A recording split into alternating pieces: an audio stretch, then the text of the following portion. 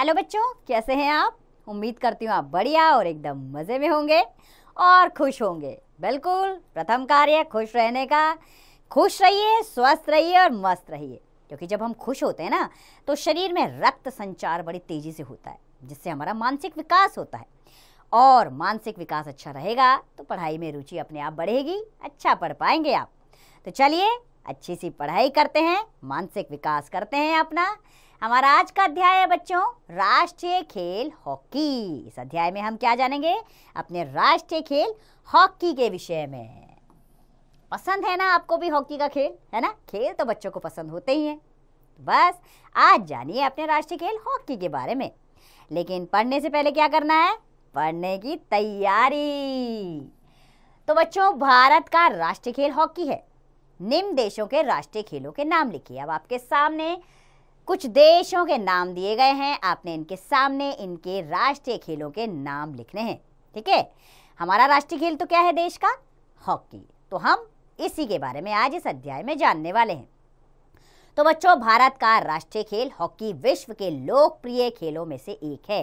लोकप्रिय यानी कि लोगों में प्रिय है। लोगों में प्रिय अनेकों खेल हैं, जिसमें हॉकी भी एक है। भारत में इस खेल का आरंभ सन 1855 में हुआ था। कब हुआ था इस खेल का आरंभ? 1855 में। यह मनुष्य के शारीरिक विकास के लिए उत्तम खेल है। उत्तम यानी कि बहुत अच्छा। खेलों से शारीरिक विकास तो होता ही है, ये तो सत्य बात है। और हॉकी बहुत ही अच्छा खेल है। इस खेल को खेलने वाले खिलाड़ियों में फुर्ती, सूझबूझ, संयम तथा सहयोग की भावना का होना अति आवश्यक है। यानी कि जब भी आप हॉकी का खेल खेले तो क्या करना है? आपसी तालमेल बनाना है, सूझबूझ का ध्यान रखना है, संयोग संयम की भावना रखनी है। अर्थात खेलों में लड़ाई झगड़े का कोई स्थान नहीं होता। देखिए, हॉकी के खेल में 2 टीमें होती हैं। प्रत्येक टीम में 11-11 खिलाड़ी होते हैं, जो एक विशेष व्यू रचना करके खेलते हैं। व्यू रचना यानी कि वो एक व्यू बनाते हैं, एक चक्र व्यू बनाते हैं, ताकि वो प्रतिपक्ष के खिलाड़ियों को घेर सके और उन्हें चकमा देकर गोल कर सके। भारतीय टीम प्राय 5-3-2-1 की शैली से यह खेल खेलती है। अर्थात विपक्षी टीम पर आक्रमण की जिम्मेदारी सबसे आगे खेलने वाले 5 खिलाड़ियों पर होती है। इस खेल में आगे की पंक्ति के खिलाड़ियों को मध्य यानी कि बीच वाले, मध्य पंक्ति में खेलने वाले खिलाड़ियों से गेंद मिलती है। पिछली पंक्ति में 2 खिलाड़ी होते हैं, जो विपक्षी टीम के हमलों से अपने गोल की रक्षा करती है। यानी कि वो गोल के आसपास रहते हैं, ताकि विपक्षी टीम अगर गोल करने आए तो वो गोल करने से रोकती है। गोल की रक्षा के लिए खिलाड़ी गोल पोस्ट के सामने खड़ा रहता है। इस खिलाड़ी को गोल रक्षक या गोलकीपर कहते हैं। क्या कहते हैं? गोल रक्षक या गोलकीपर, यानी कि जो अपने पाले में गेंद को अंदर आने से रोकता है, क्योंकि गोल हो गया तो 1 पॉइंट प्रतिपक्ष वाली खिलाड़ी को यानी कि उसकी टीम को मिल जाएगा। देखिए, हॉकी के मैदान में गोल पोस्ट के सामने एक अर्धवृत्त बना होता है। अर्धवृत्त क्या होता है? आधा वृत्त, यानी कि आधा घेरा बना होता है, जो डी कहलाता है। क्या कहलाता है? वो डी कहलाता है। इसके अंदर आने के बाद ही गोल किया जा सकता है। यदि इसके बाहर से निशाना बनाकर गोल किया जाता है तो वह गोल नहीं माना जाता। गोल पोस्ट से 25 गज की दूरी पर एक रेखा खींची होती है।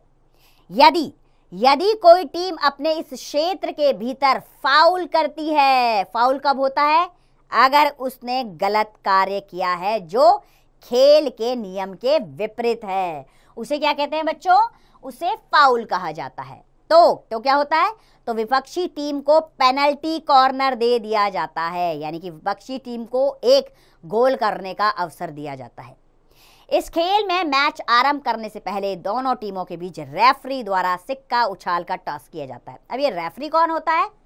देखिए, खिलाड़ी होते हैं दोनों तरफ के 11-11 और एक बीच में एक रेफरी होता है, जो खेल के नियमों का ध्यान रखवाता है खिलाड़ियों के बीच में, और जो भी गलत कार्य करता है उसको कार्ड दिखा के वो बाहर कर सकता है।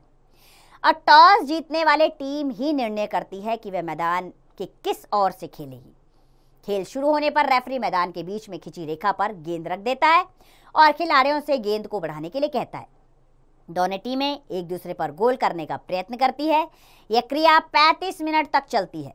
इसके बाद मध्यांतर हो जाता है। मध्यांतर यानी कि क्या हो जाता है, पानी पीने का समय, अर्थात थोड़ा समय दिया जाता है रेस्ट करने के लिए, तो मध्यांतर हो जाता है।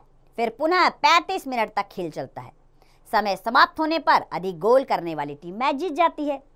यदि समय समाप्त होने के बाद भी दोनों टीमों के गोल बराबर होते हैं तो उन्हें अतिरिक्त समय देकर मैच का फैसला किया जाता है।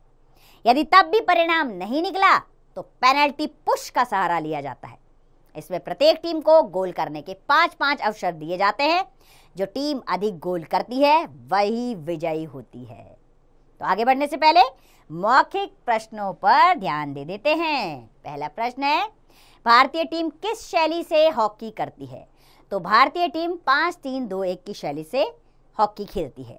दूसरा प्रश्न, मध्यांतर कितने समय का होता है? तो 35 मिनट का मध्यांतर होता है।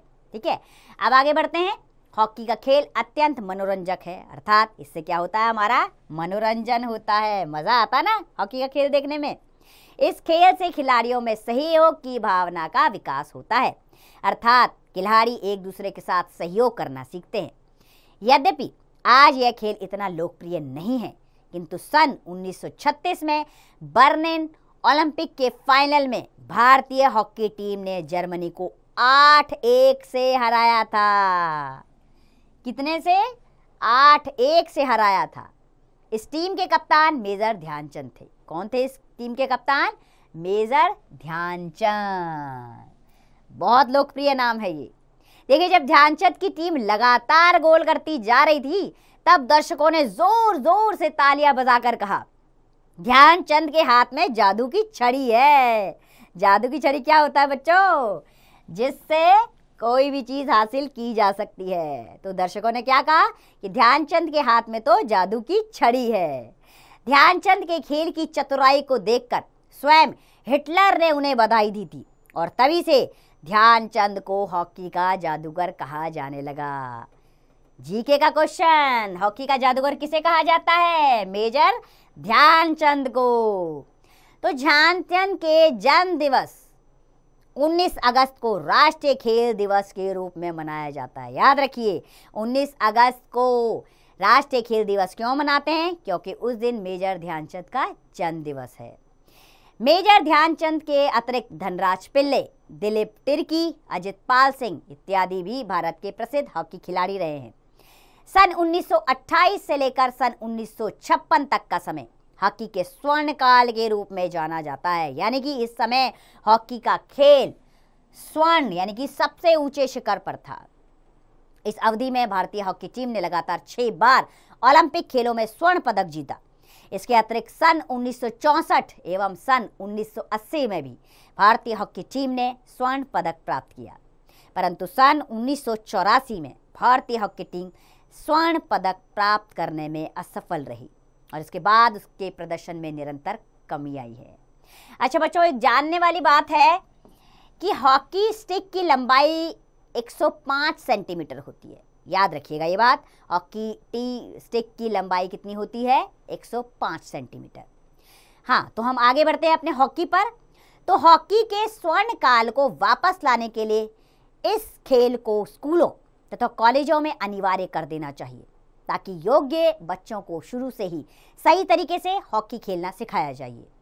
साथ ही भारतीय हॉकी की गरिमा को बनाए रखने के लिए सरकार द्वारा हॉकी खेलने वाले विद्यार्थियों को वित्तीय सुविधाओं के साथ साथ अन्य सुविधाएं भी उपलब्ध करानी चाहिए। आइए कुछ मौखिक प्रश्नों पर प्रकाश डालें। तो पहला प्रश्न है बच्चों, मेजर ध्यानचंद को क्या कहा जाता था? तो मेजर ध्यानचंद को हॉकी का जादूगर कहा जाता था। बिल्कुल सही जवाब। अगला प्रश्न, सन 1928 से सन 1956 तक भारतीय टीम ने लगातार कितने स्वर्ण पदक जीते? तो 1956 से 1928 से 1956 तक हॉकी टीम ने लगातार 6 स्वर्ण पदक जीते। तो बच्चों, आज के अध्याय में आपने हॉकी के विषय में पढ़ा। हॉकी एक मनोरंजक खेल है, स्वास्थ्य से भरपूर खेल है, सहयोग की भावना से भरा खेल है। इसको बहुत अच्छे से खेलना चाहिए। बहुत ही मनोरंजक खेल है और खेलने में भी बड़ा मज़ा आता है, साथ में देखने में भी बहुत मज़ा आता है। लेकिन क्या करना है इसके लिए? इसके लिए विद्यार्थियों को सारी सुविधाएं मिलनी चाहिए ताकि वो स्कूली शिक्षा के साथ साथ हॉकी के अपने खेल पर भी ध्यान दे सकें और आगे भविष्य में हॉकी के सफ़र को ऊंचे स्तर पर ले जाएं। उम्मीद करती हूँ अध्याय आपको पसंद आया होगा। हॉकी के विषय में, अपने राष्ट्रीय खेल के विषय में जानकर आप अत्यंत प्रसन्न हुए होंगे। अब इससे आपको क्या सीख मिलती है कि खेलिए, कूदिए और अपने स्वास्थ्य और मानसिक विकास को बनाए रखिए और अच्छा जीवन जिए। तो खुश रहिए, स्वस्थ रहिए और प्रसन्न रहिए।